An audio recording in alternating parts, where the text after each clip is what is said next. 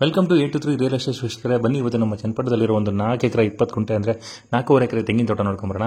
ಇದೇನು ಕಾಣಿಸ್ತಾ ಇದೆ, ಇದು 15 feet mud road. Last 300 metre ಮಾತ್ರ ಮಡ್ ರೋಡ್ ಇದೆ. ಆ ಥರ ಈ ಮಡ್ ರೋಡ್ಗೆ ಮಧ್ಯ ಒಂದು ಸೈಡು 20 ಕುಂಟ ಮತ್ತು ರೈಟ್ ಸೈಡು ಏನಿದೆ, ಇದು ಲೆಫ್ಟ್ ಸೈಡು 20 ಕುಂಟ ಮತ್ತು ರೈಟ್ ಸೈಡು 4 ಎಕರೆ, ಒಟ್ಟು 4.5 ಎಕರೆ ಬೌಂಡ್ರಿ. ಇದು ಮಧ್ಯ ಇದೇನು ಕಾಣಿಸ್ತಿದೆಯಲ್ಲ, ಇದು ಗ್ರೀನ್, ಇದು ಚಾನಲ್ಲು ಕಣ್ವಾ ಡ್ಯಾಮ್ ನೀರು ಬರುವಂಥ ಚಾನಲ್ ಅದು ಆ್ಯಕ್ಚುಲಿ.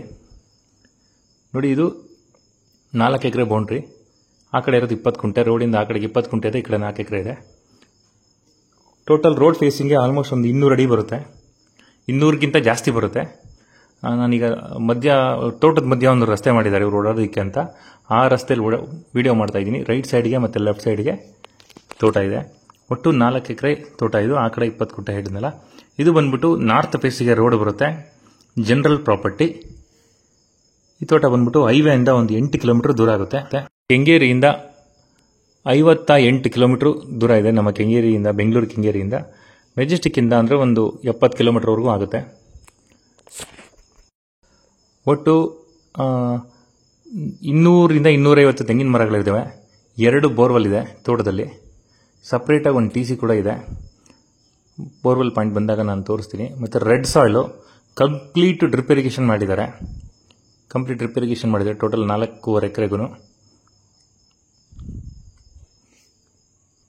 ವಿಲೇಜಿಂದ ಜಸ್ಟ್ 500 ಮೀಟರ್ ದೂರದಲ್ಲಿದೆ. ನೋಡಿ, ಇದು ಫಸ್ಟ್ ಬೋರ್ವೆಲ್ ಪಾಯಿಂಟು. ಇದು ಫಸ್ಟ್ ಬೋರ್ವೆಲ್ಲು. ಇನ್ನೊಂದು ಬೋರ್ವೆಲ್ ಇದೆ, ನಾನು ತೋರಿಸ್ಕೊಡ್ತೀನಿ. ಎಂಡಿಂಗಲ್ಲಿ ಬರುತ್ತೆ. ಮರಗಳೆಲ್ಲ ಒಂದು 20ರಿಂದ 25 ವರ್ಷದ ತೆಂಗಿನ ಮರಗಳು. ಒಟ್ಟಾರೆ ಒಂದು 250 ಅಷ್ಟು ಮರ ಬರ್ತವೆ ತೆಂಗಿನ ಮರಗಳು 4.5 ಎಕರೆಯಿಂದ ಸೇರಿ. ಮಧ್ಯ ಸ್ವಲ್ಪ ಖಾಲಿ ಜಾಗನೂ ಕೂಡ ಇದೆ. ನೋಡಿ, ಇದು ಸಪ್ರೇಟ್ ಪ್ರೈವೇಟ್ TC ತೋಟಕ್ಕೆ ಹಾಕ್ಸ್ಕೊಂಡಿದ್ದಾರೆ. ಮಧ್ಯ ಸ್ವಲ್ಪ ಖಾಲಿ ಜಾಗನೂ ಇದೆ. ಬೇರೆ ರೀತಿ ಪ್ಲಾಂಟೇಶನ್ ಕೂಡ ಮಾಡ್ಕೋಬೋದು. ತುಂಬ ಜಾಗ, ತುಂಬ ತೆಳ್ಳುಗೆ ತೆಂಗಿನ ಮರಗಳನ್ನ ಹಾಕಿದ್ದಾರೆ ಇವರು. ಮತ್ತು ಅಲ್ಲಲ್ಲೇ ಬೇವಿನ ಮರ, ಟೀಕು, ಬೇರೆ ಥರ ಒಂದು 20-30 ಮರಗಳು ಬರ್ತವೆ. ಪ್ರಾಪರ್ಟಿ ಬಂದ್ಬಿಟ್ಟು ಆನ್ಸೆಸ್ಟರ್ ಪ್ರಾಪರ್ಟಿ, ಕ್ಲಿಯರ್ ಡಾಕ್ಯುಮೆಂಟ್ಸ್ ಇರೋವಂಥ ಪ್ರಾಪರ್ಟಿ.